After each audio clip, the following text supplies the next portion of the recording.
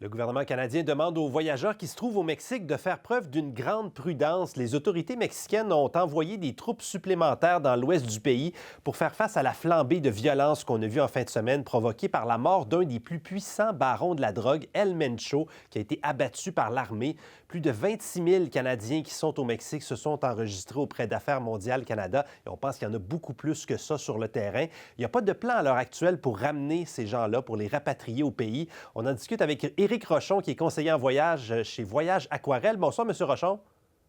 Bonsoir. Avez-vous des clients inquiets de ce qui se passe au Mexique en ce moment? Beaucoup d'appels aujourd'hui. Bien, ça a commencé hier. Beaucoup d'appels, des gens qui réfléchissent à changer leur plan de voyage. Et évidemment, ne savent pas sur quel pied danser en ce moment. Mais là, avec les nouvelles qu'on a eues des transporteurs, des tours opérateurs, la situation commence à reprendre place. Les vols reprennent à partir du 24, donc demain. Et à partir du 26, les plans de flexibilité qui ont été mis en place, les plans temporaires, seront levés jusqu'à preuve du contraire. Évidemment, ça peut changer encore. Ça a changé rapidement. La situation a changé rapidement chez les tours opérateurs et transporteurs depuis hier après-midi. Parlez-moi de cette destination-là, Puerto Vallarta. Beaucoup de gens ont été surpris de voir ça. C'est pas une ville habituellement où il y a des enjeux de sécurité, là. Non, bien, écoutez, il y a des avis sur le site du gouvernement du Canada depuis longtemps, des avis de prudence et tout ça qui amènent les gens à la prudence. Mais c'est une destination qui est prisée dans cette période de l'année parce que, un, il n'y a pas de pluie, deux, les couchers de soleil sont majestueux. Et c'est une destination ça fait longtemps que Vallarta, toute la côte pacifique, Vallarta, Acapulco, ainsi de suite, sont des destinations qui sont prisées par des voyageurs de longue date. Est-ce qu'il y a d'autres régions touchées au Mexique où on devrait être prudent? Là, j'imagine qu'il y a des gens peut-être qui ont des voyages, soit à Cancun, Riviera Maya. Qu'est-ce que vous leur dites?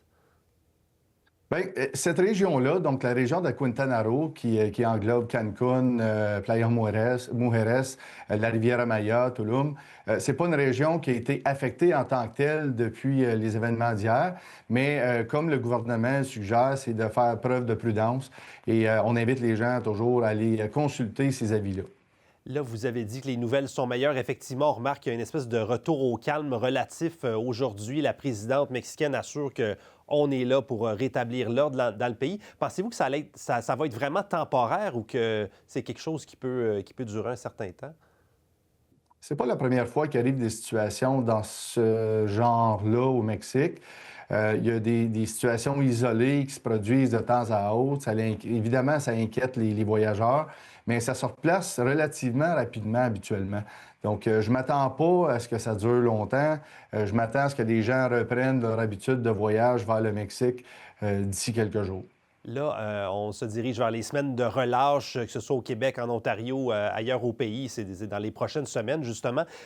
Pour les gens qui ont des plans de voyage déjà réservés, des trucs pour aller au Mexique, vous leur dites quoi? Est-ce qu'on garde ça, on met ça sur pause?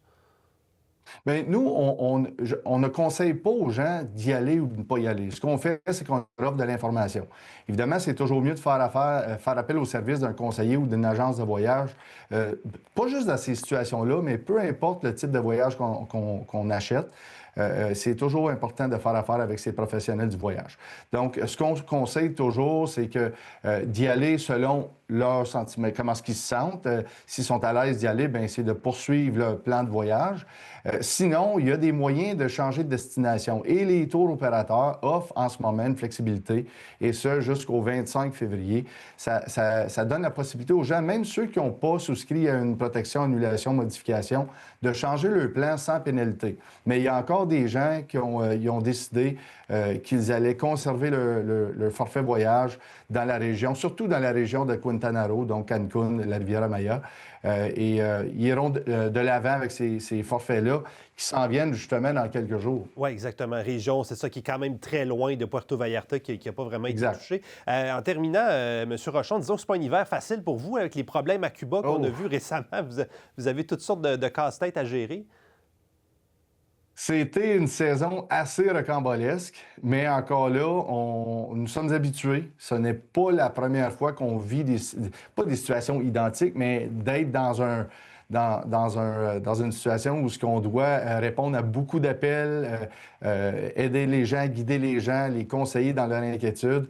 Donc, on va juste continuer à faire ce qu'on fait tous les jours. Oui, vous sentez, j'imagine que vous pouvez être utile dans tout ça. Merci beaucoup de nous avoir parlé ce soir. Je vous en prie.